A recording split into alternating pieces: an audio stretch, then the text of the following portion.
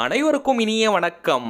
நான் உங்கள் Karthik. Welcome to Karthik's prediction YouTube channel. இன்னைக்கு நம்ம பார்க்க போறது மயிலிறகை இந்த இடத்தில் வைத்து பாருங்கள், வாழ்க்கையில் பிரம்மாண்டமான மாற்றங்கள் ஏற்படும். இந்த வீடியோக்குள்ள போறதுக்கு முன்னாடி நம்ம சேனலை இப்பதான் நீங்க ஃபர்ஸ்ட் டைம் பாக்குறீங்கன்னா மறக்காம சப்ஸ்கிரைப் பண்ணிக்கோங்க. பக்கத்துல இருக்க பெல் ஐகானையும் பிரஸ் பண்ணிக்கோங்க. அப்பதான் அப்லோட் பண்ற எல்லா பயனுள்ள தகவல்களும் உடனடியா உங்களுக்கு நோட்டிபிகேஷன்ல வரும். பொதுவாகவே மயில் ஒரு தெய்வீகமான பறவை.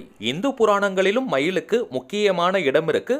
இஸ்லாமியர்களும் மயிலிறகை பயன்படுத்துவாங்க. முக்கியமான விஷயம், மயிலை துன்புறுத்தி மயில் இறகை நாம் எடுக்கக்கூடாது. எங்களுடைய வீட்டுல நாங்க வச்சிருக்கக்கூடிய மயிலிறகை என்னுடைய நண்பர் தஞ்சாவூர்ல இருந்து ஒரு முறை எடுத்துட்டு வந்து கொடுத்தாரு. வயல்வெளிகள்ல மயில்கள் தானாக உதிர்த்துட்டு போன மயிலிறகை அவர் எடுத்துட்டு வந்து கொடுத்தாரு. அதுபோல உங்களுக்கு தெரிந்தவர்களிடம் சொல்லி நீங்க மயிலிறகை வாங்குங்க, அல்லது கடைகளில் விற்கக்கூடிய மயிலிறகையும் நீங்க வாங்கலாம். ஆனால் மார்க்கெட்ல சில இடங்கள்ல டூப்ளிகேட் மயிலிறகை கூட விற்கிறாங்க.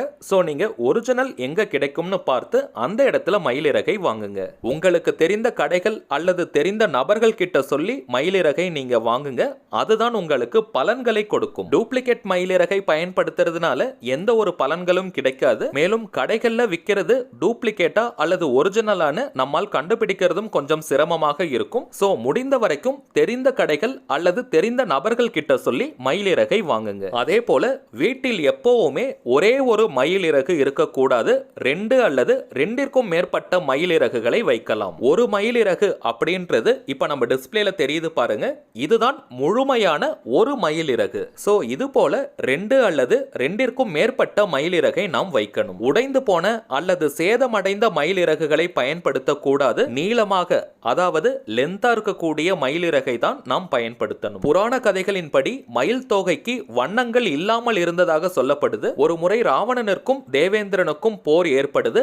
அந்த நேரத்தில் தேவேந்திரன் மயில் தோகைக்கு பின்னால் ஒளிந்ததாகவும் இந்திரனுக்கு மயில் உதவியதனால இந்திரன் மயில் தோகைக்கு வண்ணங்களை கொடுத்ததாக புராணங்கள்ல குறிப்பிட்டிருக்கு. முருகப்பெருமானுக்கு மயிலே வாகனமாக இருக்கு. கிருஷ்ண பரமாத்மா தன்னுடைய தலைக்கு மேல் இருக்கக்கூடிய கிரீடத்திலேயே மயிலிறகை வச்சிருப்பாரு. மயிலிறகில் இருக்கக்கூடிய கண் போன்ற பகுதி ஞானத்தை தரக்கூடியது.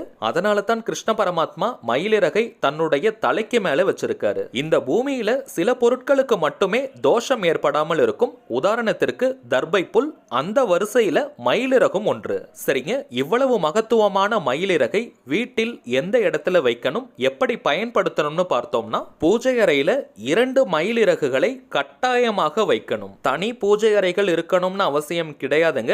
வீட்டில் சுவாமி படங்களை எங்க மாட்டி வச்சிருப்பீங்களோ அந்த இடத்துல 2 மயிலிறகுகளை வைக்கணும். பூஜை அறையில வைக்கக்கூடிய மயிலிறகுகளை டைரக்டா நீங்க சுவாமி படங்களுக்கு பின்னாடி சொருகி வைக்க கூடாது. புதியதாக ஒரு ஆழாக்கு அல்லது டம்ளர் நீங்க எடுத்துக்கோங்க.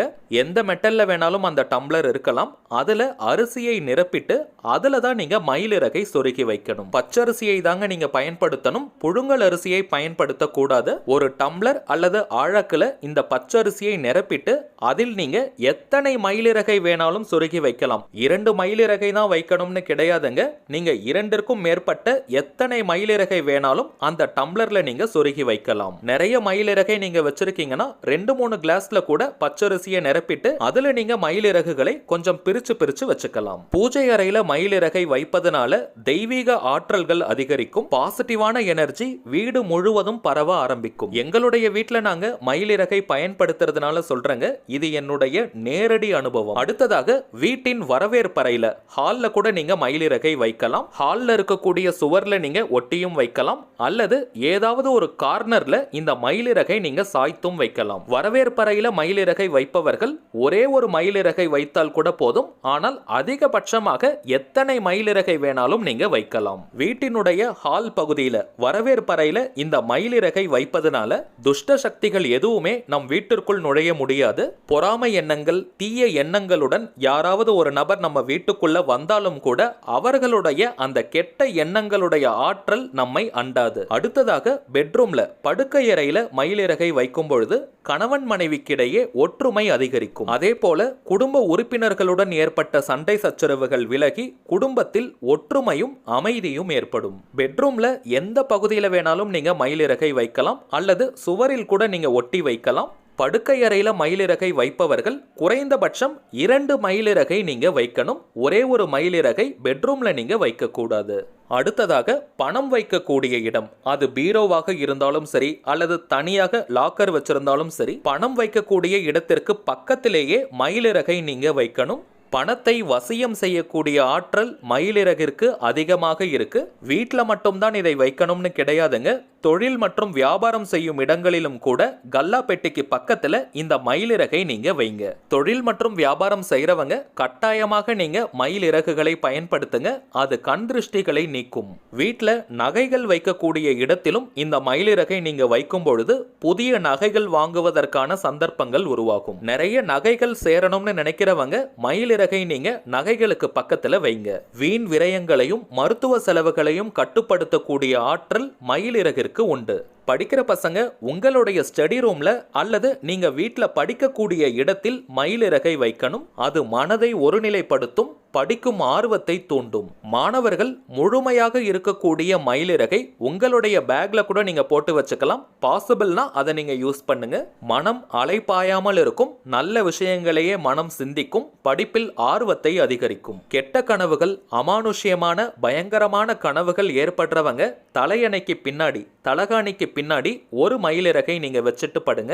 எந்த விதமான கெட்ட கனவுகளும் வராது. நிம்மதியான தூக்கம் ஏற்படும். சின்ன குழந்தைகள் இருக்கக்கூடிய வீட்டில் கட்டாயமாக மயிலிறகு இருக்கணும். கண் திருஷ்டி, காத்து கருப்பு போன்ற எந்த விதமான அமானுஷ்யமும் குழந்தைகளை நெருங்கவே முடியாது. அடிக்கடி குழந்தைகளுக்கு உடம்பு சரியில்லாம போச்சுன்னா மயிலிறகால் செய்யப்பட்ட விசிறியை நீங்க வாங்கி வச்சுக்கோங்க. அந்த விசிறியின் மூலமாக குழந்தைகளுக்கு நீங்க மெதுவா விசிறி விடுங்க. அவங்களுடைய உடம்பு மேல லைட்டா இந்த மயிலிறகு படுவதை போல நீங்க விசிறி விடுங்க. ஏதாவது நெகட்டிவ் வைப்ரேஷன்ஸ் இருந்தாலும் கூட அது உடனடியாக மறைந்துவிடும். இது குழந்தைகளுக்கு மட்டும்தான் செய்யணும்னு கிடையாதுங்க. சில நேரங்கள்ல பெரியவங்களுக்கு கூட பாத்தீங்கன்னா அடிக்கடி உடல்நிலை சரியில்லாமல் போகும். என்ன ரீசன்னே தெரியாது. அடிக்கடி ஜுரம் வரும் அல்லது உடல் ரொம்ப டல்லா ஃபீல் பண்ற மாதிரி இருக்கும். நமக்கே கண் திருஷ்டியாக இருக்கலாமா அப்படின்னு கூட ஒரு தாட் வரும். கண் திருஷ்டி அல்லது வேறு ஏதாவது கெட்ட சக்திகளுடைய தாக்கம் இருக்குமான்னு நினைக்கிறவங்க மயிலிறகினால் செய்யப்பட்ட விசிறியை எடுத்து ஒரு 10 நிமிடங்கள் நீங்க உங்களுக்கு நல்லா விசிறி விட்டுட்டு அதற்கு பிறகு நீங்க படுத்து தூங்குங்க. சில தினங்களுக்கு நீங்க இதே போல செஞ்சுட்டு வரும்பொழுது உங்க மேல ஏதாவது நெகட்டிவ் எனர்ஜி இருந்ததுன்னா உடனடியாக அது மறைந்துவிடும். ஜாதகத்துல சனி தோஷத்தால பாதிக்கப்பட்டவங்க 5 முழு மயிலிறகை நீங்க எடுத்துக்கோங்க. கருப்பு நிற துணி அல்லது கருப்பு நிற நூலால அந்த மயிலிறகை கட்டி பூஜை அறையில வைங்க. மயிலிறகுடைய காம்பு பகுதிகளை சேர்த்து நீங்க கட்டணும்.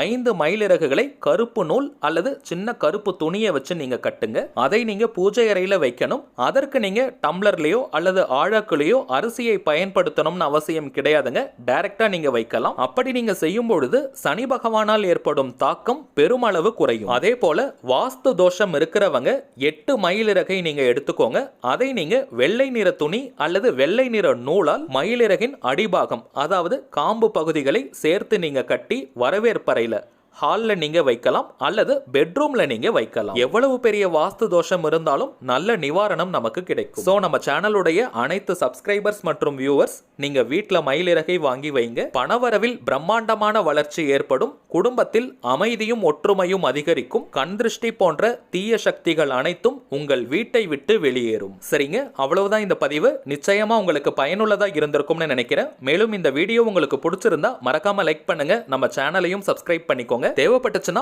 உங்க ஃப்ரெண்ட்ஸ் அண்ட் ஃபேமிலிக்கு இந்த வீடியோவை ஷேர் பண்ணுங்க. அடுத்ததா இன்னொரு முக்கியமான தலைப்போட நான் உங்களை சந்திக்கிறேன். என்றும் அன்புடன் கார்த்திக். நன்றி.